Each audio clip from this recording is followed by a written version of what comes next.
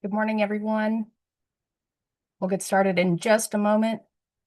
Give people a chance to join.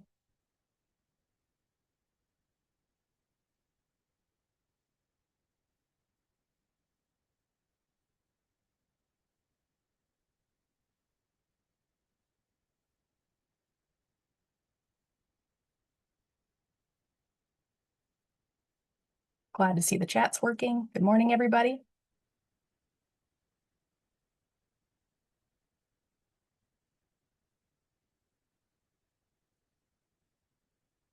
Okay.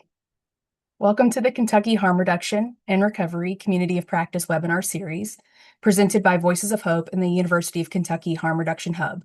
My name is Brooke West. I am a person in recovery and the training and education manager at Voices of Hope in Lexington, Kentucky. The goal of a community of practice is to bring together a group to engage in training, share best practices, and network around a common interest. Today, the topic of our community of practice is Expungements and More, the Basics of Record Clearing, presented by Professor D'lorah Hughes from the University of Kentucky, Rosenberg College of Law. We will also hear from Casey Bitchek, Community Research Associate, who is providing an update from the University of Kentucky Harm Reduction Hub. First, just a couple of housekeeping notes. If you are a peer support specialist interested in continuing education credit for this webinar, you need to complete the survey that we will place in the chat toward the end of the session. And we have the chat feature on, which most of you have discovered. So you can participate during the webinar and feel free to ask our presenters questions. And also stay tuned for a webinar announcement that we'll share at the end of today's presentation. Now I'll introduce you to Casey Bitchek, a harm reductionist with over a decade of experience working in syringe service programs, advocacy organizations, and community-driven research studies. Casey has held direct service roles at syringe service programs in New York, and Louisville, Kentucky, and has provided training and technical assistance on working with people who use drugs and/or trade sex to harm reduction programs and health departments across the country. Casey came to harm reduction work through lived experience of substance use and a desire to keep herself and her community as safe as possible. As Community Research Associate at the Harm Reduction Hub, Casey will provide monthly updates on the Hub's syringe residue testing project on this webinar, as well as harm reduction education about emerging adulterants in the drug supply. Welcome, Casey, and possibly Casey's cat, we never know, might make an appearance. I'll turn it over to you. Thanks, Brooke. And yes, I realized I did not give him his second breakfast before this, so he will likely be making an appearance. He's already scratching at the door. Um, okay.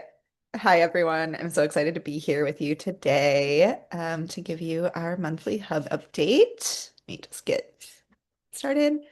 All right. Um, Okay, so before I get started, just a funding acknowledgement. The Harm Reduction Hub is very grateful for the support from Vital Strategies Overdose Prevention Program, who fund our work. Thank you to Vital Strategies. And here is today's agenda. So as always, I'll give a quick overview of the UK Harm Reduction Hub for anyone who might be new to this webinar series. And then I will talk about some ways we are exploring getting partner feedback and hearing from people on the ground about additives and stuff in the drug supply, additives in the drug supply. Then I will take us through the December syringe testing results. And for anyone who is new to the webinar, just so you know, the results are always 1 month delayed. Like we're in early February and we're giving December rather than January because it takes a while to analyze the data and make sure that we are presenting everything correctly. Then I will talk about 6-month trends and our 6-month data. I'll talk about a new additive called cyclorphene, and then I will show you our new website. And then we'll talk about next steps for next month, and that'll be it. Okay, so just to start, for those of you who are, excuse me, for those of you who are unfamiliar with the Harm Reduction Hub, the Hub is an initiative that brings together academic and community-based scientists as well as harm reductionists with the goal of providing early insights into Kentucky's street drug supply, which we do by analyzing residue in used syringes using a mass spectrometer. The Harm Reduction Hub is a service first and foremost, not a research project. We are a community service, and as a community service, two-way feedback loops with our partners are really critical to our success. So we want to hear from folks on the ground, people working with people who use drugs, people who use drugs themselves, because we want our work to be relevant to that community. And so, yes, we always welcome feedback. At the end of this webinar, I will give you my email address as well as our general hub email address. And also, we are going to talk about a new way we are talking about getting feedback and input from the community. So, something that happened over the past couple weeks is partners of ours in Jefferson County reached out to report that they have been seeing fentanyl that is yellow, blue, and or green in color, and that has been associated with different impacts than the fentanyl that people have typically seen. And so, first of all, we wanted to ask in the chat if any of you have been experiencing or hearing about anything unusual in the drug supply.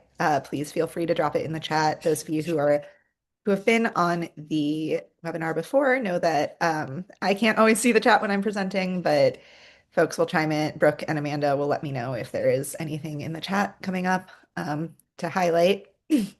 And then as a result of getting these reports from partners, we started to talk internally about how we could develop a form to solicit feedback from individuals who might want to make anecdotal reports about any changes they observe in the drug supply in their area. So we talked about this with our steering committee this month as well, or last month, late last month, and are in the process of developing a form that would live on our website where, and that could be scanned via QR code, that also could be printed out and housed in organizations for people to fill out. Um, but this is what we've talked about the form looking like. So I've got a screenshot right there, but it says, "What are you noticing lately?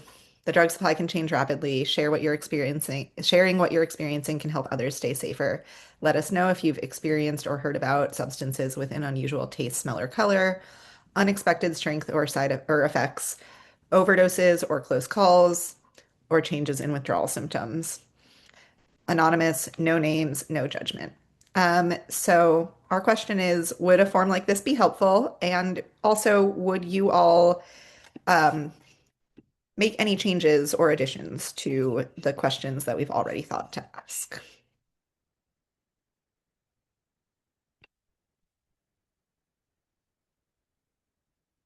So I see I was able to open the chat.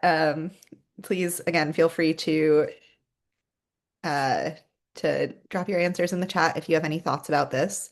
I see that Dave has said that he's been hearing stories from SSPs of people going out within just a few seconds of injecting and waking up 15 to 20 minutes later with fever-like symptoms.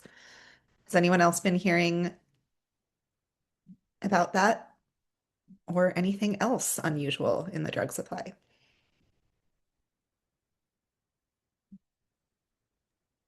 And also And you can, Melissa has asked, do we need to add our name, organization, and contact email? I'm not sure if you mean for this form, but for this form, it would be anonymous. If you mean for this webinar, there's no need, but you're welcome if you'd like to share that information yeah, with the group. And Lily in Jessamine County did say she's hearing the same thing as Dave shared. yes. Thanks, Amanda. Yes, the form would be totally anonymous, though maybe we could talk about having a place where people could say what general location they were in, county, city. Um, I see Laura says that she hasn't heard anything about it in Franklin County yet. And yes, I see Dave also, one of perhaps two Dave Lucases on the call. It looks like there might be saying that I'll it just would be jump in good. real quick that sometimes if links are shared between participants, it appears as multiple of the same person. But yeah, it would be good to ask questions about naloxone, whether naloxone reversed unconsciousness or and or respiratory depression, definitely. Oh, I see. So one of the Daves is Chris from Kentucky Department of Health. Hi, Chris. Um, and then I So see Mark. Oh, go ahead, Amanda. Oh, sorry. I was just trying to help with reading out the chat, Oh, but Mark says in Eastern Kentucky there were issues where the product wasn't dissolving, very granular residue left behind. Shelley Jackson, Knox County, 7 overdose last month, resulting in death. Wow, Shelley, really that's really awful. I'm sorry to hear that. And then Jordan Hardy says the form would be great. yeah. Thanks, Amanda, and thank you, everyone. And please feel free to continue. I'm going to move along, but feel free to continue dropping responses in the chat. We'll be paying attention to it. And yeah, thank you. And stay tuned for more information. We're going to be working this month to finalize what this form will look like with our steering committee and hopefully launching early next month. All right, so let's talk about our testing results from December. So these are the results from all sites. So in December of 2025, substances were identified in 764 syringes from our partner sites in Jefferson, Fayette, and Perry counties. And these are our top 10 most frequently found substances. So as has been the trend, methamphetamine and fentanyl are the top two most frequently identified substances across all sites. And then the top 10 looks very similar to last month's. Diphenhydramine or Benadryl is number 3, so the most frequently found additive. And then just to take you through what all of the other ones are, 4A-NPP is a precursor to fentanyl. Dimethylsulfone is a bulking agent often used in methamphetamine. Acetaminophen is Tylenol, so another additive. D-mannitol is a sugar. 6-monoacetylmorphine is a metabolite of heroin. Lidocaine is a numbing agent, and medetomidine is a veterinary tranquilizer that results in severe withdrawals. So, continuing to see medetomidine, diphenhydramine as kind of the most frequently identified additives, as well as dimethylsulfone, though it is a bulking agent and has few physical impacts. Any questions about this before I move on?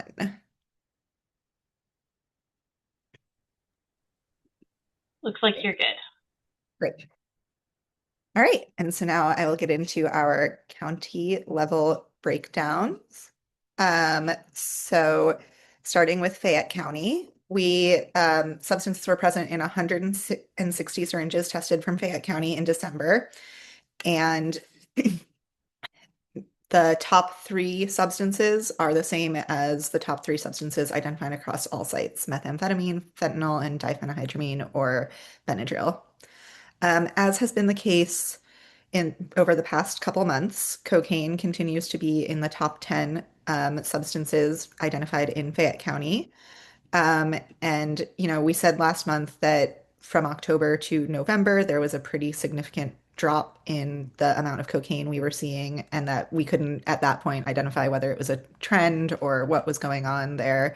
Still the case, but interesting to note that we did see a relatively, compared to the drop from October to November, a slight increase from November to December.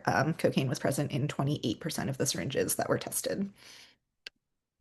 And I do have a chart just showing later in the presentation cocaine prevalence across all counties and comparing it, because it is interesting to note that cocaine seems to be most prevalent in Fayette County out of the 3 counties that we have been testing in. All right, I don't see anything in the chat. In Jefferson County, the top 10 substances looked very much like the top 10 most frequently identified substances across all counties again.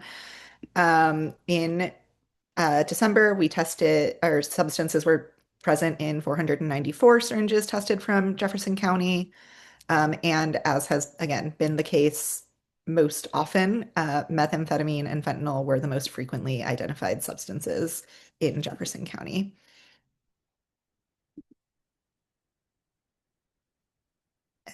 And just important to note that medetomidine, which had fallen out of the top 10 in October and returned to the top 10 for Jefferson County in November, remains in the top 10 most frequently identified substances in Jefferson County. And then in Perry County, substances were present in 110 syringes, And again, as has been the trend in Perry County, the vast majority of those syringes did contain methamphetamine, and dimethylsulfone was the second most identified substance in those syringes, which makes sense as it is a bulking agent often added to methamphetamine. Um, of note, we did see some cocaine in 7 of those syringes, which is, I believe, this is the first time that we've seen cocaine in the top substances for Perry County. And please correct me if I am wrong on that, hub data, folks. And then just really quickly, I did want to let folks know, just in case there are any questions about the varying numbers of syringes month to month. The number of syringes we test from each county month to month depends on the number of syringes we get from our partner sites. And then also, I do want to just flag that as it's winter, we have had impact like in January, the snowstorm definitely impacted our ability to pick up syringes and bring them to Lexington, and as well as like there has been some staff illness. So just in case there are any questions about those varying numbers of syringes, I wanted to just get ahead of that and address it. And I do see some stuff in the chat. Um, You're good, Casey. okay, I'm cool. taking the notes Thanks. of the feedback and answer the questions. Awesome. But Thank I'll you. let you Sorry, know though Amanda. if Cool. no worries. And then again, just wanted to pull out because I know that there had been questions about the cocaine prevalence in Fayette County last month and like how it was varying. Did just want to pull out cocaine prevalence across counties just to demonstrate the difference we're seeing in Fayette, Jefferson, and Perry County. We are seeing much more cocaine in syringes tested from Fayette County. And again, we don't have enough data to tell us exactly what that means or to, interpret right now, but just something that is interesting to note the different drug trends in each county. All right. So getting into our 6-month update. So this 6-month update includes our data from July to December, which is when July is really when we started testing large amounts of syringes. So it is the bulk of our data from 2025. And I'll start with the 6-month trends on the most commonly identified additives that we've been seeing. So xylazine, which is a veterinary tranquilizer that causes severe skin wounds, medetomidine, again, a veterinary tranquilizer that causes severe withdrawal symptoms, and BTMPS, which is a plasticizer. It is used in the production of plastics to protect them from UV rays. And we were seeing quite a bit of it, as you can see in that September, October, November 3-month period.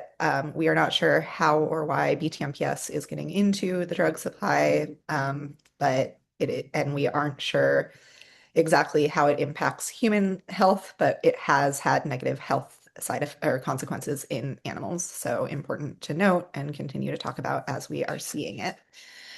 So you can see that we started seeing a real sharp increase in medetomidine in September, and then it leveled out a bit, and we have been seeing like seeing a pretty straight line or like the same amount of medetomidine since about the same amount since October.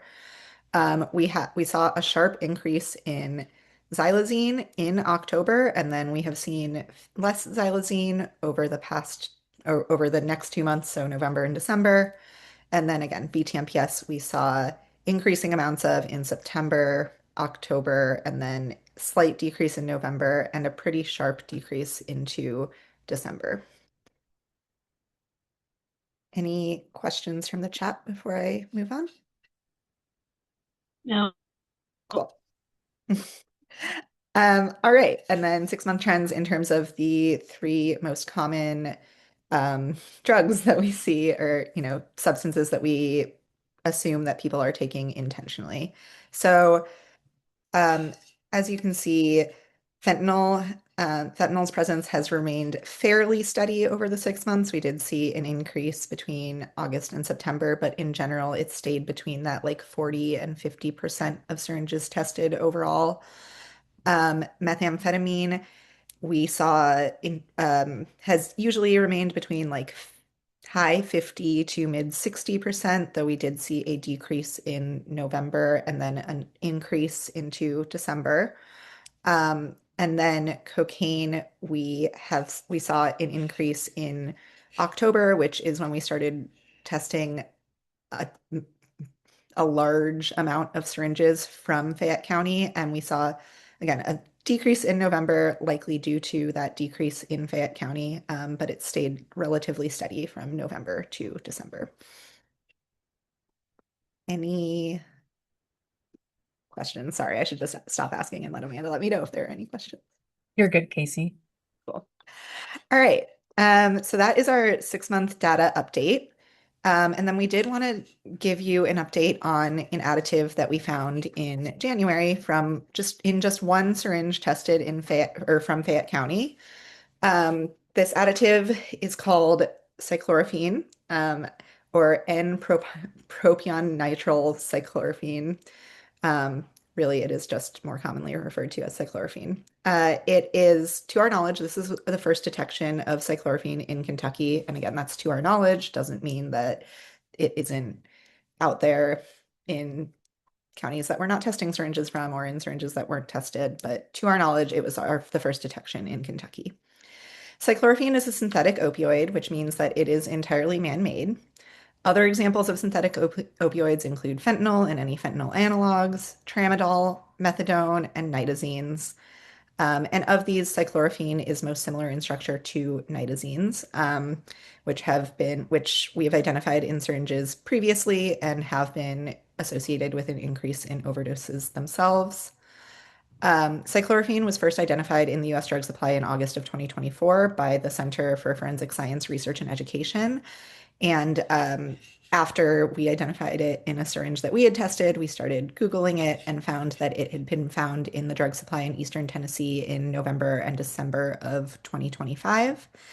And then just over this past weekend on January 30th, or on Friday, January 30th, the Center for Forensic Science Education and Research issued an alert that cyclorophene has been linked to an increase in fatal overdoses in areas that it has been found in. So though we just found it in one syringe, we felt it was really important to highlight because it has been linked to an increase in overdoses, and it is a new synthetic opioid or novel synthetic opioid that we didn't have a lot of knowledge of prior to identifying it in this syringe. So we did just want to let people know that we have found it in at least one syringe and, give some harm reduction tips. So researchers are very much still learning about cyclorophene and how it impacts the human body. So harm reduction tips might evolve. But for now, here are some things that we recommend doing to stay safe. First of all, cyclorophene is an opioid. Synthetic opioids are still opioids. So we, of course, encourage people to continue to carry naloxone and to use it if they encounter anyone who they think may be overdosing on opioids.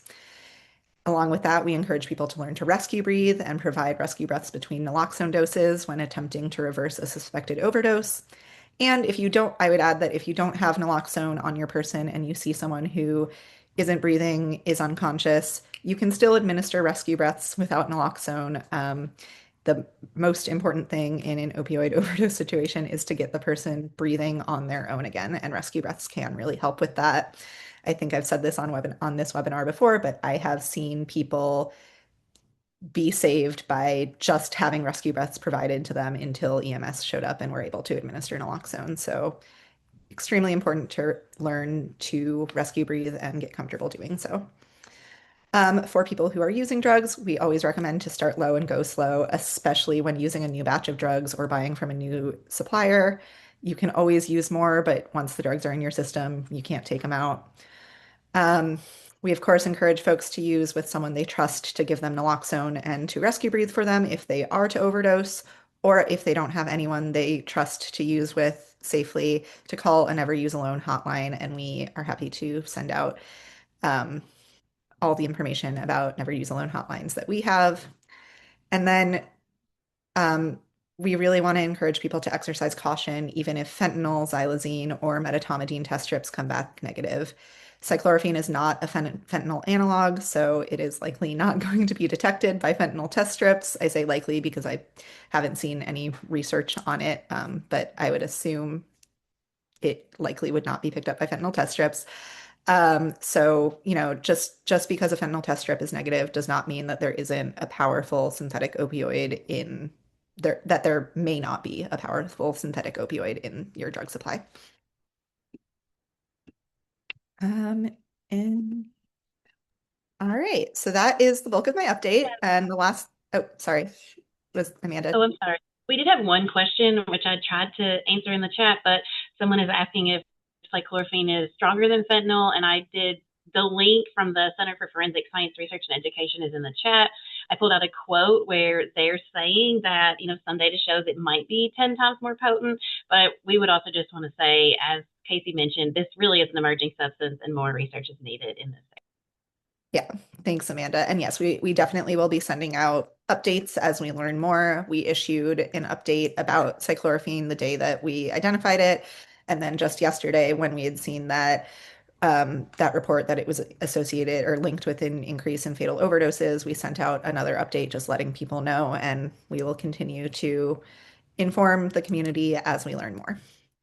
I am getting to time or even a little over time, but just wanted to let everyone know that the Harm Reduction Hub website has launched. It is housed under the College of Public Health website. The link is here. Should be clickable. Yep. So on our website, you can find information about our team, resources, ways to contact us, and when we have that form for anecdotal drug reports or drug change reports launched, that'll be up there as well. So please feel free to visit our website. Amanda just dropped the link to sign up for our updates and newsletters, and it is also right here. And then I will see everyone on Tuesday, March 3rd for an overview of our January 2026 syringe testing results.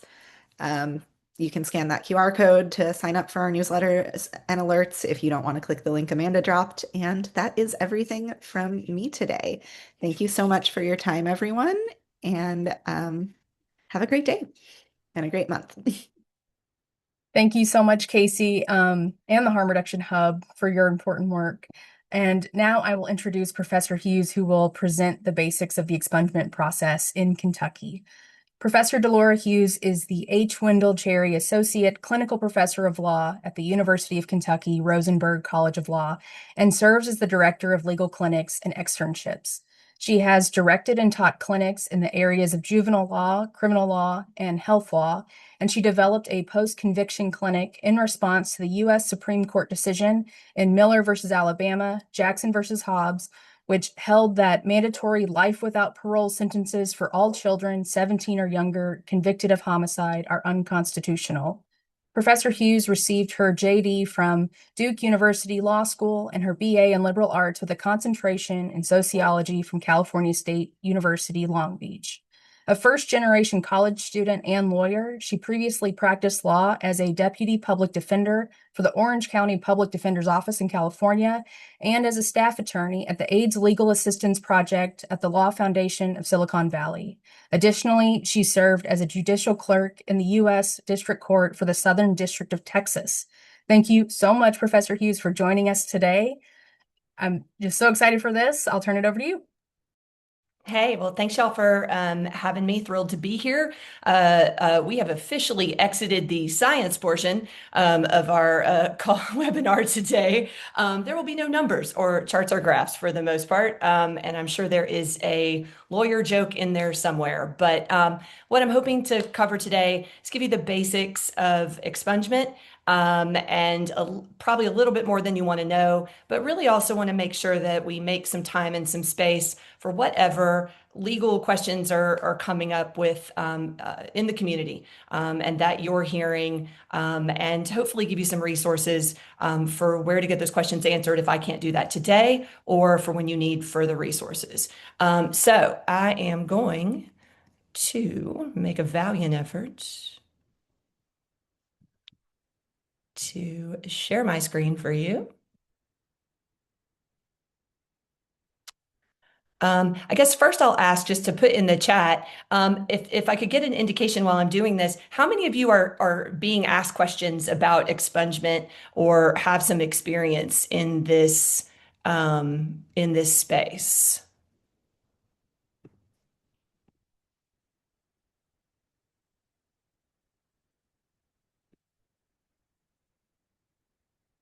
Okay, seeing a few of you, that's great. Clay County, hi. Oh, often. Okay.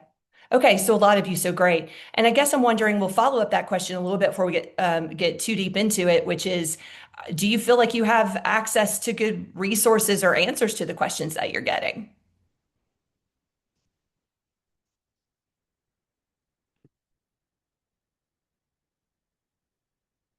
Sort of. Gary's giving the lawyer answer that we love. It depends, maybe. Great, Stephanie, that's amazing. Holding clinics. Yep, Apple Red. You did. You spelled it correctly. Okay, fabulous. So I'm seeing a lot of varying things. So just on the front here agenda, my goal today is obviously to not teach you how to do this yourself, but really make sure everybody's starting with a good base understanding, and then really going through some myths, letting you tell me what questions you're hearing and what questions you have, and also really encouraging you to use some of the resources that are available to our clients through reentry. I saw somebody just post that through the Department of Corrections, through Goodwill, through Legal Aid of the Bluegrass, through Apple Red, etc. So we'll just go ahead and kick it off here. So this is probably something that this base information that most of you know. Hi, Justin, at Apple Red. Most legal aid organizations in this area are operating through LSC and based on federal poverty guidelines. That number for a base level to qualify for legal services is extremely low. And so we have a lot of folks that are not going to be eligible for services, which can be very frustrating. And it creates what we call this justice gap, which is folks that really are not in a place to afford legal services or counsel or advice in this space, but are not necessarily eligible for legal services that are available through some of these orgs. The clinics can help, self-help centers can help, and obviously you all answering questions and helping folks access DIY solutions to some of these things can also get us where we need to go. Obviously, too, it matters. Expungement matters. There is a lingering impact of convictions for everything from housing to employment, to finance, to loans, employment, schooling, federal aid, financial aid. There really isn't too many areas that expungement or having criminal convictions on your record doesn't impact. And I would say, I guess for us, I'll just speak for the legal clinic as we're thinking about our work. And I guess I should introduce that really quickly. So I do teach here at the law school. What I run, though, is a legal clinical program, and our students are representing people out in the community and handling live cases, and that includes expungement. And part of the reason that we do that work is because we need more pro bono lawyers volunteering to do this kind of support services for folks. It's a good way to teach law students how to do it and hopefully encourage them to do this work pro bono, or if they're going to go into a career in legal services. But really because it really does touch on every kind of level of access for community in terms of helping people get where they need to be in terms of employment and schooling and all of those great things. And for our students in particular, the thing that they note, we have a social worker that is here in our clinic, social work intern from the College of Social Work. And the biggest thing that we see as folks are coming in is the eradication of shame, the moving on to a next phase or a new chapter in their life, and just getting an opportunity to really feel good that this part of where they were is behind them. And that alone matters. Even if we have one of my favorite clients came to us, he's 80, we cleared his record. He has exactly zero desire to move or to change jobs. He's not working anymore or anything else. He just wanted to have that be a part of his past and not a part of his future. And it's pretty damn thrilling and joyful to get to help him with that. So all kinds of reasons, none are more important than others about helping folks with expungement. If this is something folks want to do, if it's important to them, it's important to us. So what is an expungement? So for those of you who might not be familiar, it is a court-ordered process that has legal records, that results in legal records related to certain charges being sealed or erased. Some of the questions that we get asked all the time are whether that means that they can be used or can anybody still see them? And the answer is supposed to be technically no, that the court, they're off your background check, they are not going to be available to law enforcement at all, including, federal level enforcement, et cetera. In Kentucky, one of the issues that we are running into is that prosecutors' offices are often, not often, I should say, but are sometimes still holding on to copies of records. It is an issue. Many of us are working on it, but it also requires that we file certain things certain ways to make sure that the court order includes that prosecutors' offices do not still have that information. There's a question in the chat says, what is the difference between sealed and erased, and can they still be accessed? That's a great question. So sealed means that they still exist and that they are in the court record, but they are not available to a broad swatch of people. Usually what sealed means is that I or whoever wants to have access to them has to make a request to the court to gain access, but those records are still present. Erased means literally gone. So destroyed, not in the court record, no longer in existence, burned, taken out like a printer in the movie Office Space, just gone. So there are some things that are maybe not eligible for expungement that potentially can be sealed. There are some things like juvenile records that are sealed in a number of ways and not available broadly publicly. The big goal, though, our big picture goal is for as many people as possible to actually hit erased. We want expunged. We want it absolutely gone. Thank you, Miranda, for that question. It's a really good one. I make as many movie references as possible, so apologies. I should probably make a list. My students, this is the way they know that I am outdated, is that I have to tell them what movies to go watch to think I'm funny. Okay, so anyway, so what can be expunged? So this list that you see on the screen before you is not full. This is the base idea. So misdemeanor violation, traffic infractions, and dismissed charges. Certain, not all, Class D felonies, dismissals broadly, felony charges that were sent to a grand jury but did not result in an indictment, acquittals, and of course, certain juvenile records and dismissed felony charges. Now, here's kind of the thing, though. So the big deal, the thing I do not have, I don't have fancy numbers and big drug names and fancy charts. What I do have is to say there are exceptions in the law to every single one of these rules. So there are certain types of misdemeanors, there are certain types of felony convictions, there's some kinds of dismissed charges that are not going to be eligible. And it requires an assessment under what you'll hear lawyers say, KRS, right? So that, as you guys know, the Kentucky Revised Statutes. So it does require some assessment to make sure that we're getting it right. Acquittals are generally and dismissed acquittals are generally going to always be eligible, and things that didn't result in an indictment because, of course, there was no conviction. But when it comes to convictions, it matters what class of felony, and then some misdemeanors, and we'll get a little bit into that detail later. But it does matter that you're looking when somebody says, hey, is this expungible? It matters that we look at the totality of their record and not just one individual piece. And it also matters that we are thoughtful about timing and what they got sentenced to and sort of that bigger picture. So I try not to answer questions for individuals without really being able to see all of it, because I just don't want to ever steer anybody wrong. So, okay, so that's kind of our broad overview of what can be expunged. What cannot be expunged? So civil matters. So we get questions like this all the time. I got sued by somebody I loaned money to or whatever, and there's a judgment against me. That's not going away. Small claims things, none of that is being expunged. DVOs and family court actions, also not expungible. Those are civil. So those are really still one part of one category, but broken down into pieces. Dismissed DVO cases, though, can be expunged. Because if the case ultimately did not result, it didn't move forward, it was dismissed, we can make that potentially go away.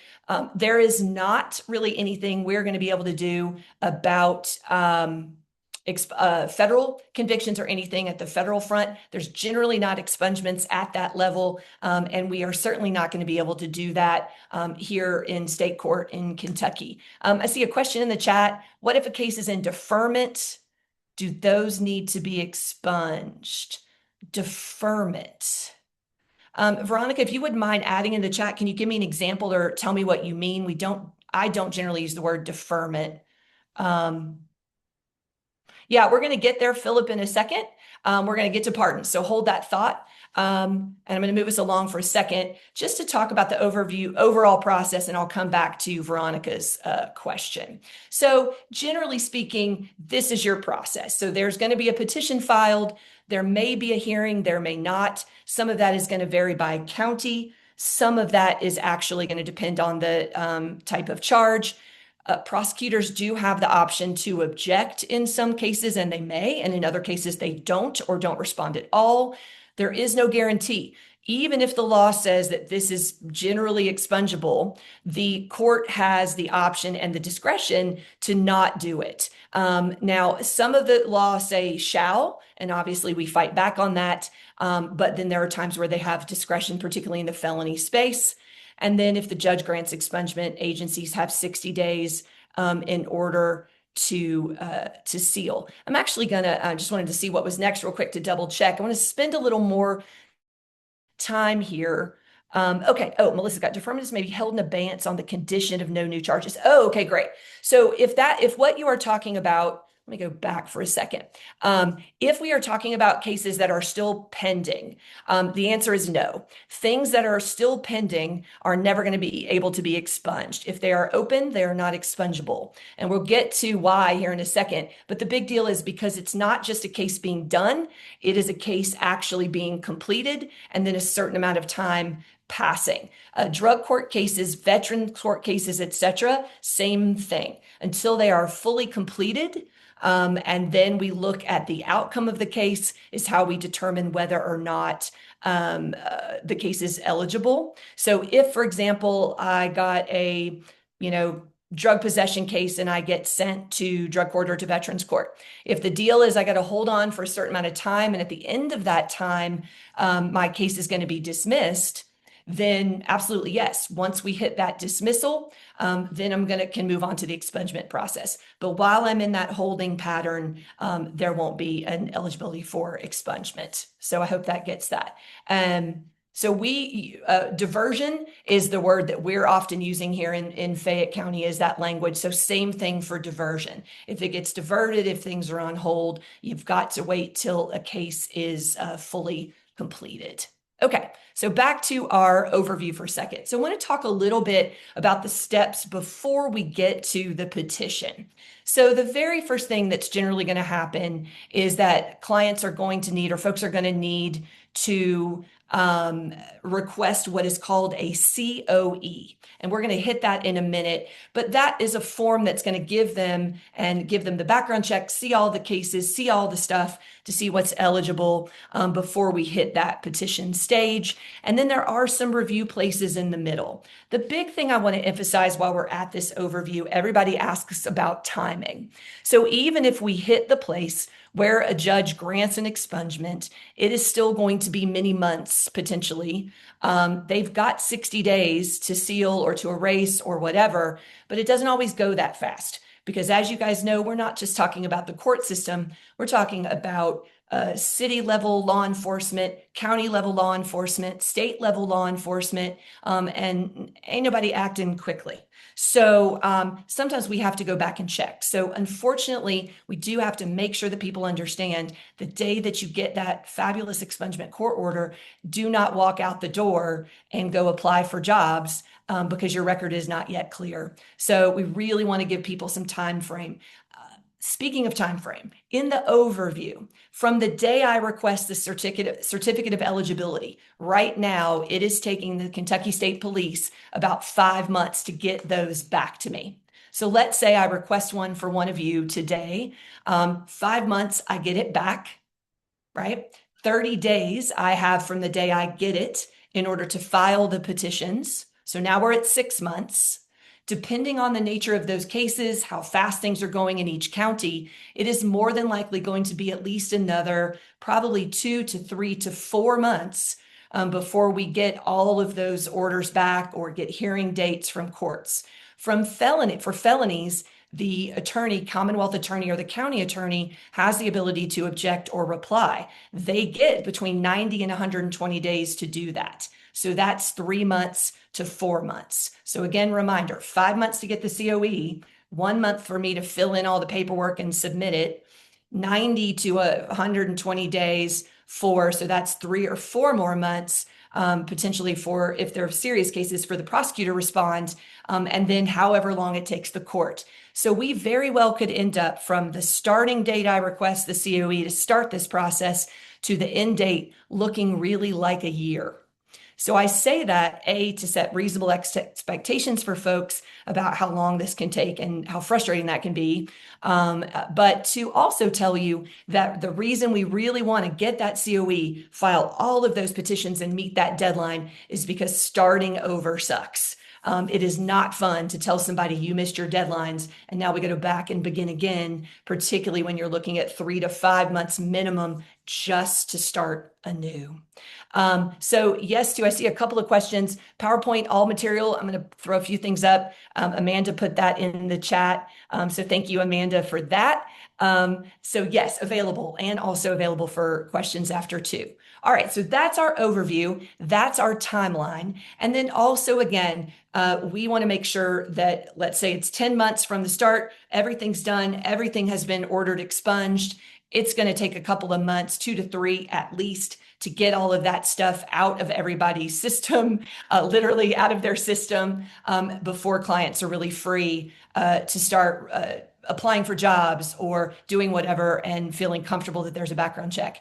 There are also times in which we have found that that hasn't happened and we have to go back and force it to be done. So I just say that to say I can't unring the bell. So if somebody applies for a new job and they run that background check, it's great that it got expunged. But if that employer is not open to the idea of hiring them, we may very well lose that opportunity. So we really want to encourage people to wait a bit to then start applying. If you had multiple charges needed expungement, you have to file them all individually. Great question. So it is not by charge, it is by case. So if, for example, that I got pulled over, I got a DUI, possession of drug paraphernalia, and something else all at one time from that one stop, that is a case. All of those will go on one petition. If I have a petty theft or a shoplifting plus that DUI case and something else, those are 3 different cases. And so those are each going to get filed. So if, for example, you have somebody, one of my favorite clients, Mr. Brown, is fabulous. He is currently holding our record 42 petitions, cases that we filed for him over a 9-year stint of his struggle with alcohol. But now all good and now all done. And he is happy and doing super well. One other barrier to point out here, but also some solutions to that barrier, is fees. So it costs money to do this, except for dismissals and acquittals. Yay, dismissals and acquittals are free. The certificate of eligibility that is required costs money. and that's in that 40, 42, 50 kind of range. If clients attend some of the clinics that are available around the community, there's a possibility that that will be covered for them. So that's why we really want to try and send people through those if possible, because that's just one less thing that they're going to need to worry about coming out of their pocket. Misdemeanors, $100. Felony conviction, and ignore that one lifetime that has changed. Sorry, I didn't catch that. But it is $50 for the filing fee initially just to get it in the door, and then $250 if it's granted. So keep in mind, it is not, by the way, so let's say on that DUI that I got a felony DUI and then a couple of misdemeanor charges. They are going to charge me for a felony case. So it's not going to be $300 for the felony charge and then $100 per each of those misdemeanors that I racked up. It's going to be $300 because it's a felony case. But still, on average, most of the clients that I have walk in the door, we are filing for them between 6 and 10 cases. And so that can get really pricey really quickly. So what that last line is, filing fees can be waived, possibly waived, via an IFP motion. And while we don't have numbers and charts and graphs and big science things, we have Latin. So IFP stands for in forma pauperis. And what that translates to is basically like, I'm poor and I can't afford it. So we file a motion that says, hey, here are my finances. I want you to waive the court fees. We do our best to do that for every single client who walks in the door. And if you are a client who is eligible for legal aid, Apple Red, et cetera, kinds of services, legal services in that way, most of those folks are going to be also eligible for IFP. Now, in that waiver, it is completely up to the court's discretion whether to grant it or not. So we have clients who are very eligible, very poor, living far below that poverty line, and their motions are still denied. For us, I tell the students, we're going to fight that every time. But that gets, as you can imagine, really hard to do for people who are trying to do this on their own. But if you have folks doing it, please, please, please let them know about the possibility of getting those fees waived. We'll talk in a minute about how to access some of those forms and where they can get them. But it is important to at least try, I think, in this space. All right, so I just want to run through this real quick. This is their certificate of eligibility. The basic idea, that form is linked there. The client's got to complete the form.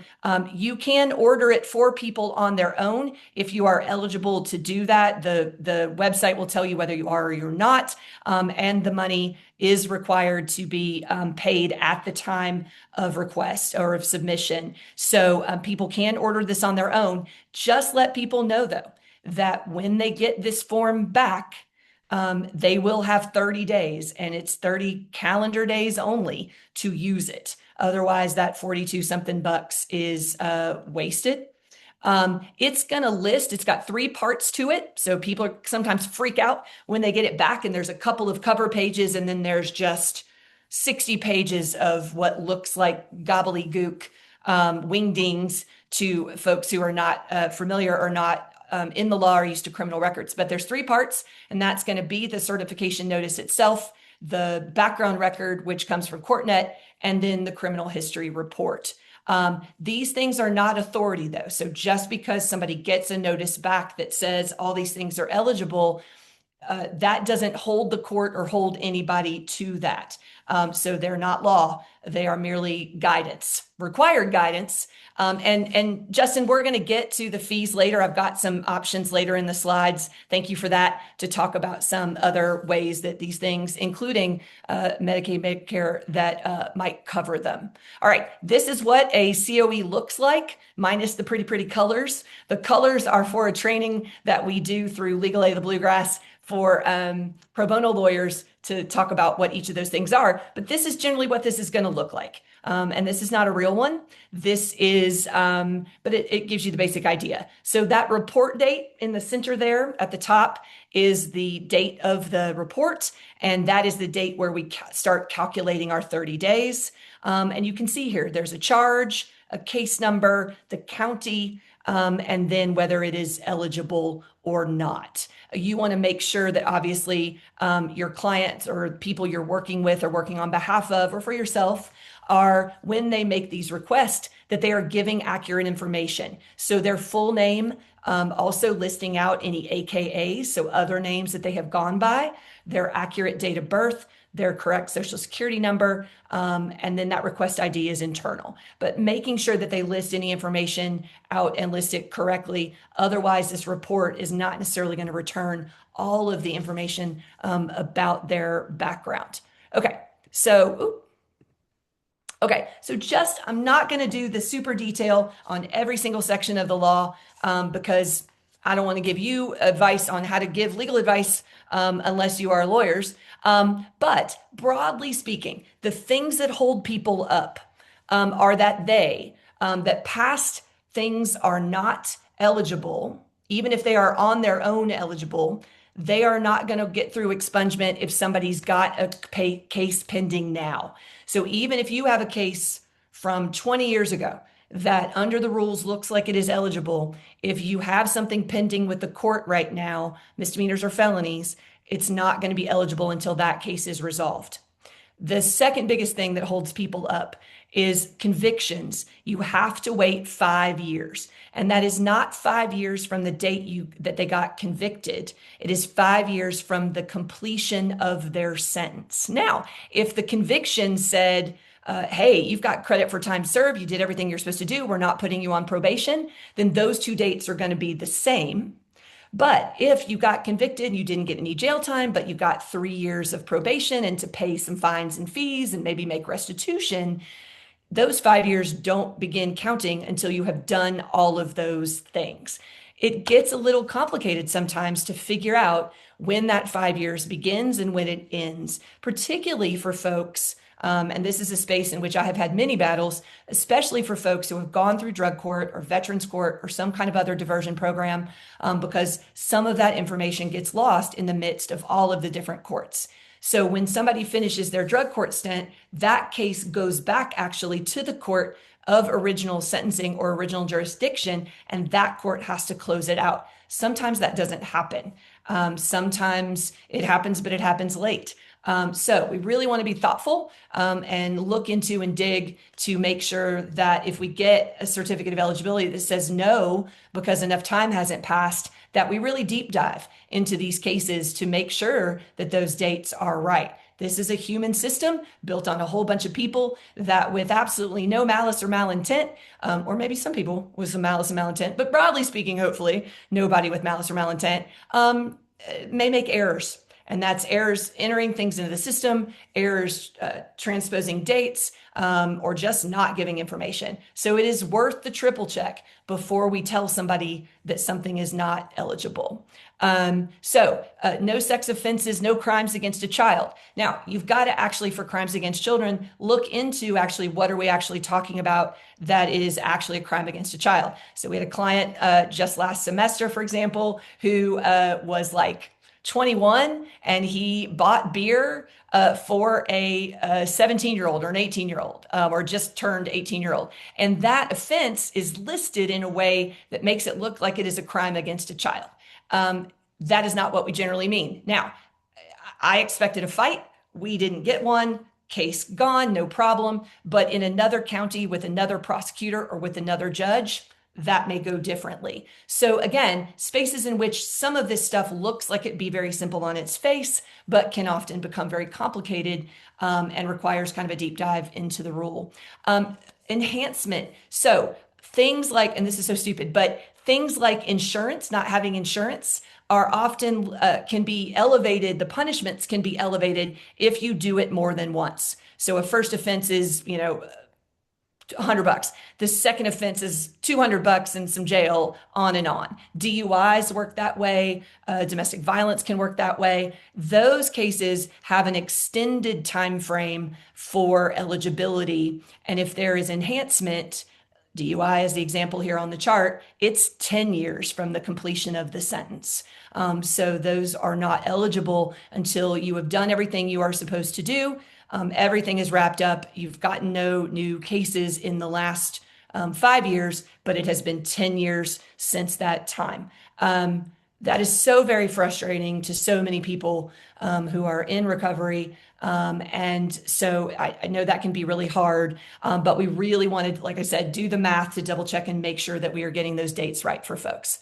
Okay, so just real quick, part of the reason I left this on here and put a big old X over it instead of just correcting it is we also want to make sure that when we are talking with folks and giving advice, and it's why it's really important, I think, to utilize places like Apple Red and Legal Aid of the Bluegrass, is because the law changes all the time. And it used to be that you could only get one per lifetime.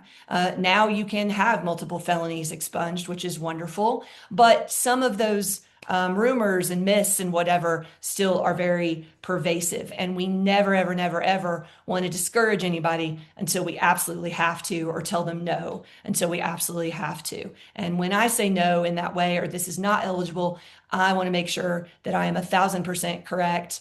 And we file often on ones where the certificate says no, but I think we can make a decent argument. And if we get told no, then we get told no then. But it's worth actually, again, getting some assistance in this space. Again, 5 years, no other convictions, eligible Class D. One of the things that also can be hard for people doing it on their own is knowing about how to classify the charged with. So, and that changes over time. So something could have been a Class D felony, or is a Class D felony now and is eligible, but was not a Class D felony at the time that they were convicted. So, super fun. I know the law is fun, right? Aren't you all excited? Everybody wants to come to law school now. It's gonna be great. Again, a little bit more information here. I just want you to look at the green real quick. Some things that are just not expungible, and that's 4th or greater DUIs, felony assault DV enhanced, impersonating a police officer. We talked about sex offenses, crimes committed against a child, and some things causing serious bodily injury or death. What a fun note to end on. Okay. Juvenile records, if you've got folks in this space, many of them, they may be expunged too. There can be and is a waiting period there, though that it is limited or shortened, pardon. For most of our clients, we're repping people who are 30 and 40 and 50 and 60 and up. And so it's not really an issue about the waiting period. But a lot of people don't think that they need to expunge their juvenile records because, well, isn't it sealed, or I was a juvenile and they can't get it. If you're running a background check, depending on the level of background check, juvenile records will also show up. So I operate with my students from a better safe than sorry place. If you bring me, if I end up with a COE for somebody who has 27 things on it, we are going to do our damnedest to expunge 27 things. And that's everything from that speeding ticket all the way up to that trafficking case, if we can do that. I don't know. I also organize the gum in the grocery store. So, whatever. I like a clean record. So if we can make it happen, we do. And that should include juvenile records for your folks. We're going to skip over that because not super helpful. Pardons. So somebody asked earlier in the chat about pardons. A person who has received a pardon can still apply for an expungement. It is a myth that runs around community that if I get pardoned, it doesn't appear on my background check anymore, on my record. It absolutely does. It is still there. The reason we do pardons in part is that things that are not eligible for expungement can then be pardoned. And then once they're pardoned, they become eligible potentially for expungement. Back to the love of the law.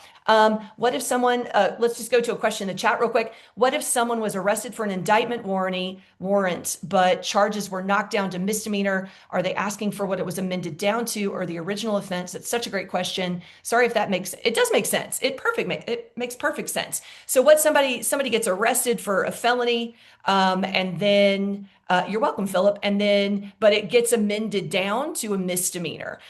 We are basically, the function of that is that the felony is ultimately disregarded or functionally dismissed. And we are, Bridget, working off of the misdemeanor. So you are working off of the conviction.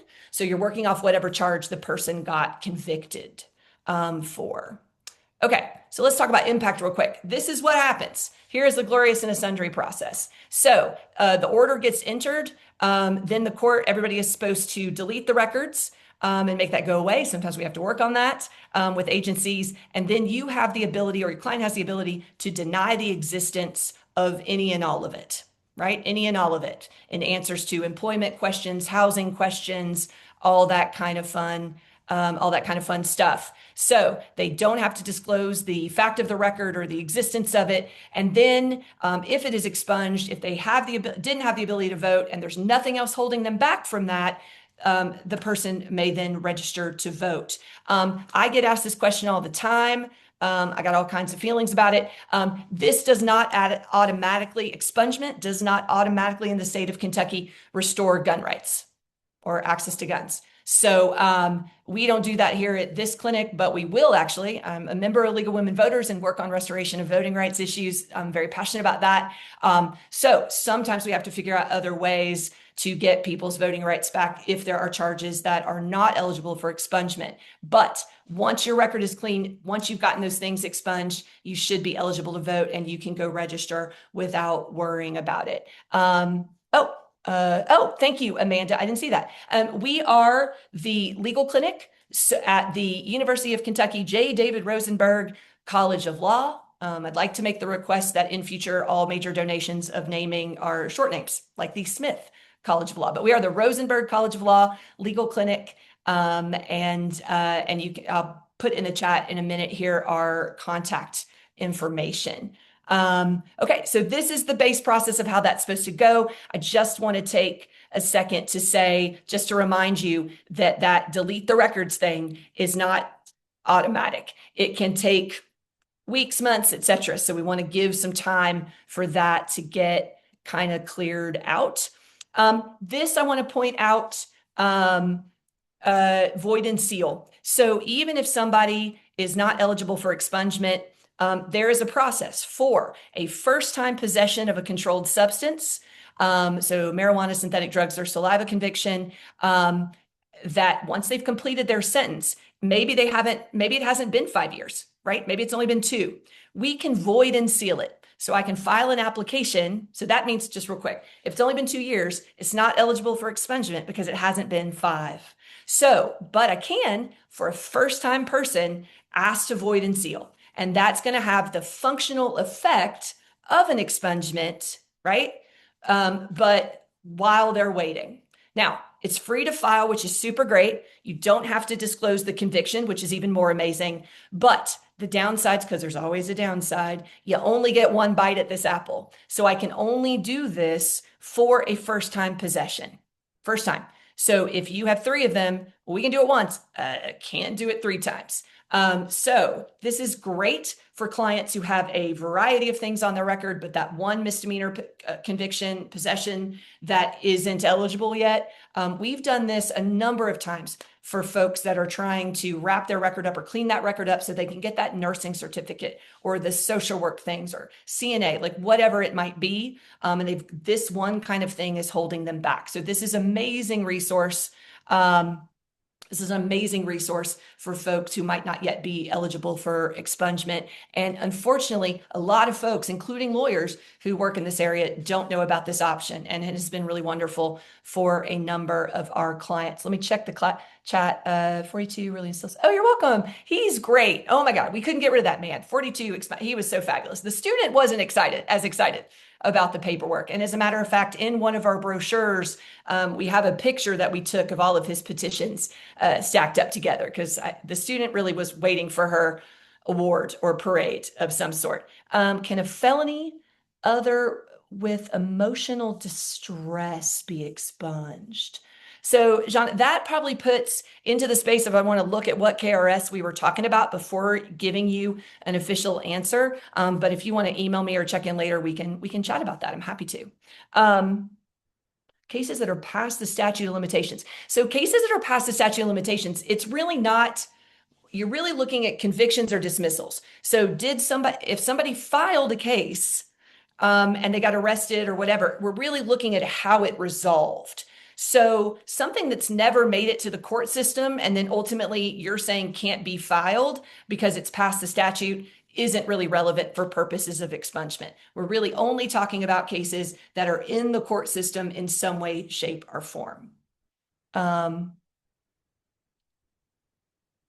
No, DVOs, et cetera, cannot be sealed. Some misdemeanor related assault can. Let's just do this real quick. So I think it was Jordan that mentioned this earlier. There is managed care companies with Medicaid that can help. Kentucky is a great beneficiary of this. Anthem is an example. So please check with folks or talk with folks to look into that. People who are employees of the city of Lexington or Lexington Fayette Urban County government, there is a fund for them for some expungement. Covering of fees. And then, like I said, not just at LABG, I've got them listed here because that's who we primarily partner with because we're in Fayette County. But there has been financial assistance. Some of that has been limited in the last few years, shocking, but a little bit of it is still there. It is worth asking, making sure to see what resources are available and checking in before you send anybody down this road. I just wanted to show really quick, just to Jordan's point about Apple Red, I'll include the PDF for Amanda so that can be separate. It is worth, this is civil legal aid programs. This is how we are divided up around the state. You want to double check too that you are sending anybody to the right legal aid program for their county.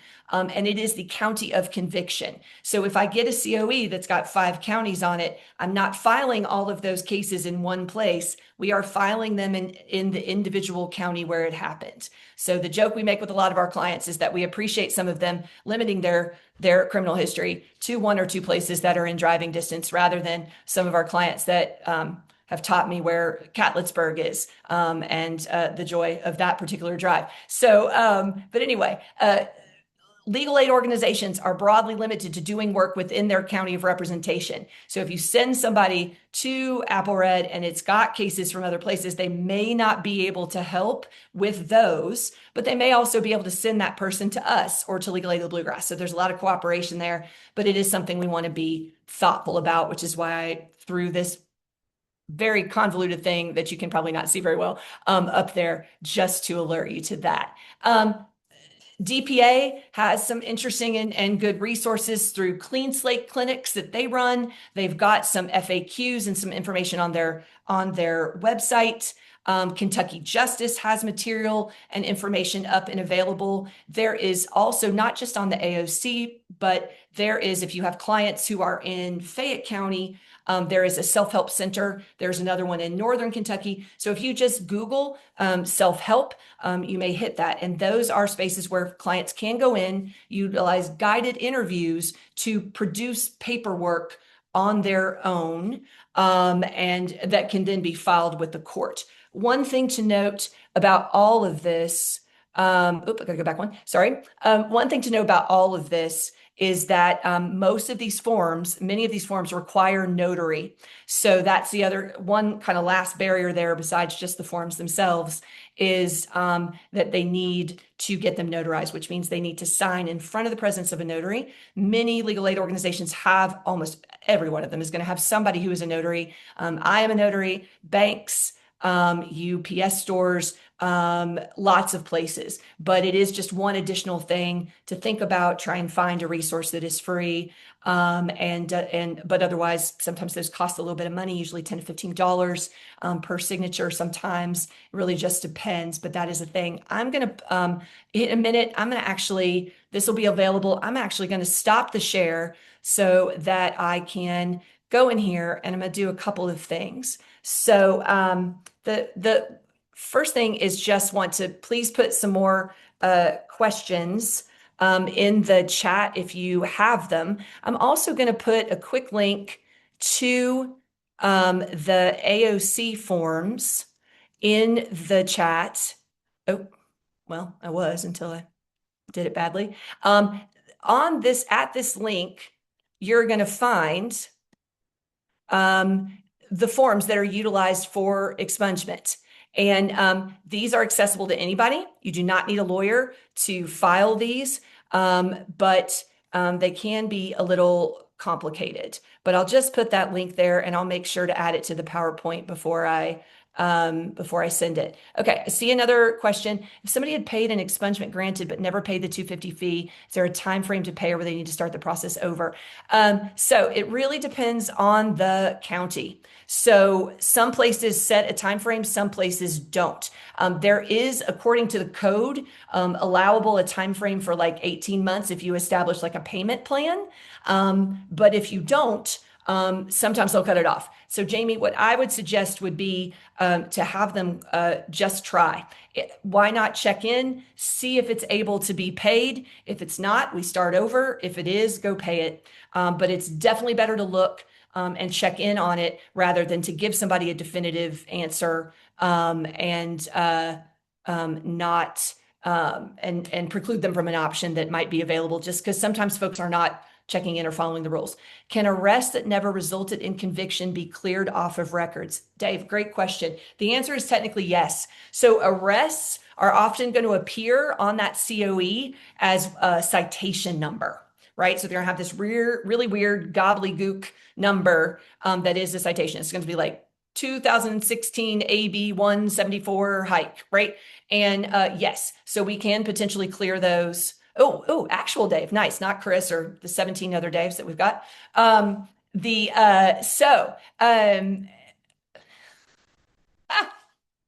right. No more sharing of the links, y'all. No more sharing of the links. They can be cleared out. They can be filed. Those will get filed as dismissals. So if it is just an arrest that you're trying to clear off the record, we can file that as on a dismissal petition with the citation number and get that cleared off. The biggest downside with those is that if it's just a citation number, they do have to be filed in person. So we cannot put them through the e-filing system, which is a really nice available way for us to file in counties all over the Commonwealth. Brooke has put, so everybody pays attention to it, the continuing education credit link in there if you want to check that out. A couple other things just to be thoughtful about again is if you have folks you are working with or connected to that have questions about their immigration status, expungement can potentially be harmful. And I know that sounds counterintuitive. But expungement can be harmful to current or future immigration actions. The main reason is because for immigration actions, we need to sometimes look at the court record for the details of what happened. And so if you expunge it, then that is no longer available. So please, if those are issues present, check with attorneys. 5-year mark include traffic charges? No, but traffic charges in Kentucky really depends. So parking tickets, abroad speeding, whatever, no. Reckless driving, things that are a little on the more serious end, possibly. Most Class C felonies, no, are not eligible for expungement. It's Class D. But it is worth looking into whether or not that classification has changed. Is there any way to make an exception? And Amy, is there an argument to be made there? So I would definitely want to look at that before I just said absolutely not. And sometimes there are sections of the KRS where particular crimes classifications change within the same statute number. So we'd really want to look at that super closely. I'm trying to think of anything else that comes up. Again, we can't do the federal stuff, but most anything local we can handle. The big thing is really, have they completed their sentence? If you've got folks who need assistance, one of the biggest things you can help folks do to get them eligible for expungement would be to have them check in with courts. Do they owe any fees or fines? Do they have any restitution that's owed? Have they done everything they need to do so that a case can be wrapped up and then it kicks off that 5-year time frame? Who would I tell the client to talk with? In those resources list, one of the listings was for the DPA and for Goodwill. What I would suggest is to look for expungement events and clinics in your area. Apple Red, DPA, the DOC reentry program, Legal Aid of the Bluegrass host events. I would send people to those events. Most of them require sign up in advance. So check online and look for those. They happen all over the state. I would send people to those. That's a great way to get somebody to have an opportunity to sit down and do a one-on-one discussion about their history. No, unfortunately, Melissa, Maxwell Street Clinic has closed. So for immigration stuff, two places that I would recommend would be Kentucky Refugee Ministries. The Louisville office still has, it is too bad, it's really sad actually.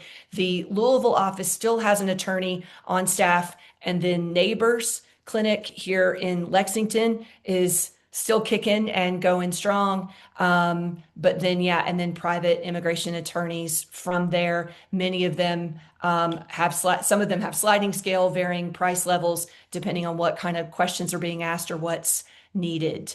So yeah, the big thing here is that Kentucky has tons of legal deserts. There's just not enough legal services to really cover what we talked about at the beginning for this justice gap between folks who might not be eligible for legal aid. And then there's just not enough legal aid lawyers either. And then the folks who can't afford private attorneys. So, but I really, really highly recommend utilizing the resources available in those clinics.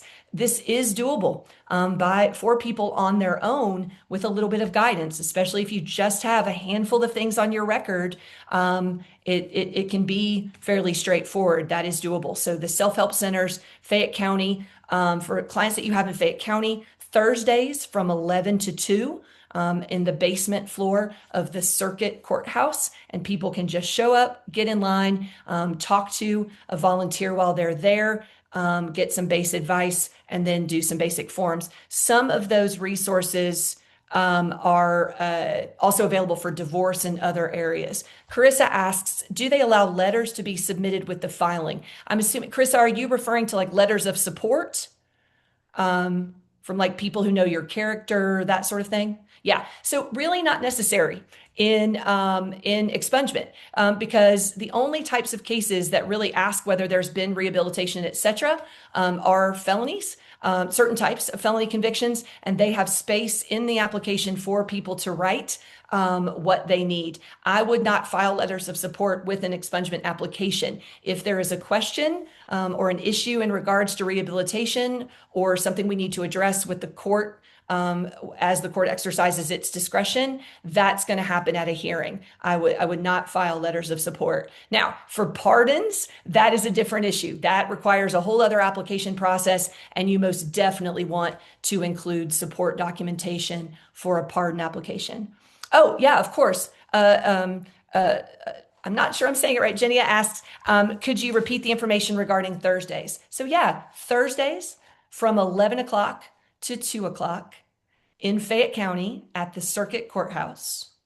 And folks can just show up. So first come, first serve. And it's downstairs in the library. So if you go through security, you just take the elevator or the stairs down one floor, and there's signs up to point you in the direction. It's actually in the library space. Thank you, Amanda. I am not trying to risk my So Far Stellar webinar not shutting anything down record here. So I appreciate you putting that in the chat. And we will add the AOC link to the forms. It was not letting me add it into the chat, so I will add that to the PowerPoint before I send that over to Amanda and her team for posting for you all. So those resources, clinics, check in. You're always welcome to call any of the legal services.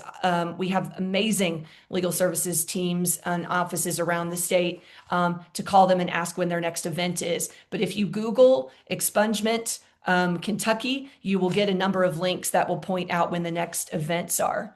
Do you all have any informational handouts that I can put out? Jordan, I'll see what I can come up with for you. I made a note of your name anyway to follow up, and we'll see what I can find.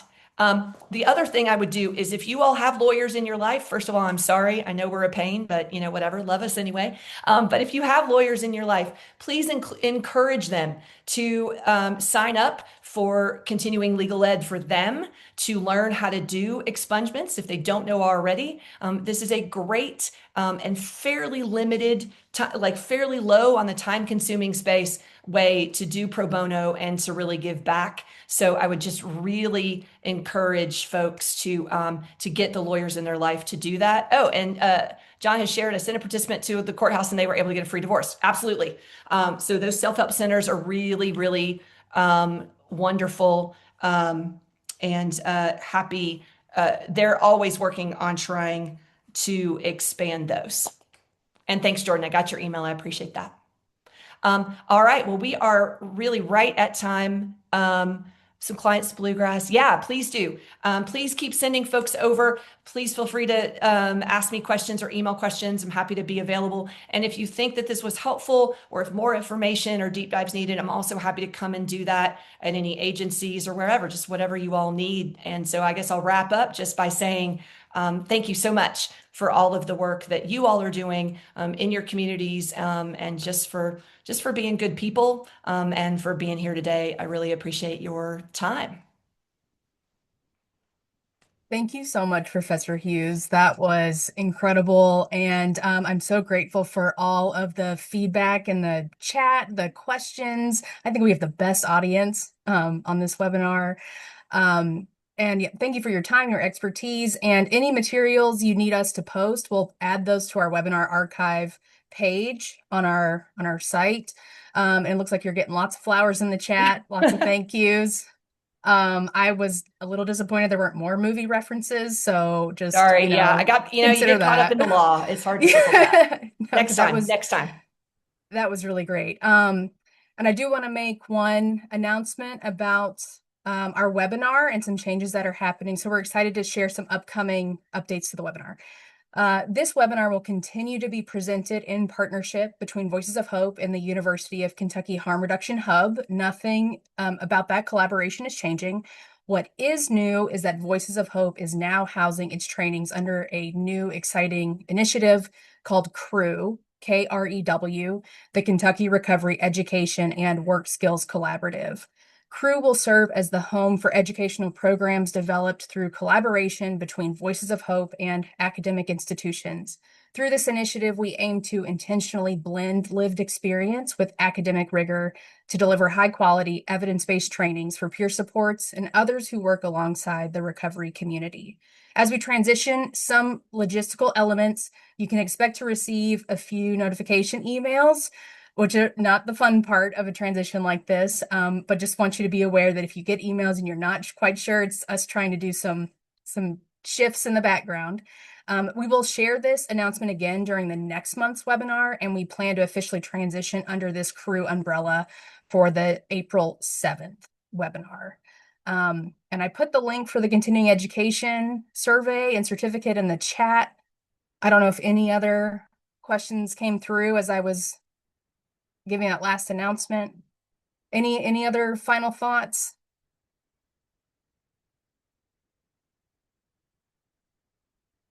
Thank you, Amanda, for putting the link in the chat again. Thanks again, Professor Hughes. Thank you, new Casey. questions. Lots of gratitude for Professor Hughes, but no new questions. Awesome. Great. Okay, well, thank you all so much for being at the webinar today, and we will see you next month on March 3rd.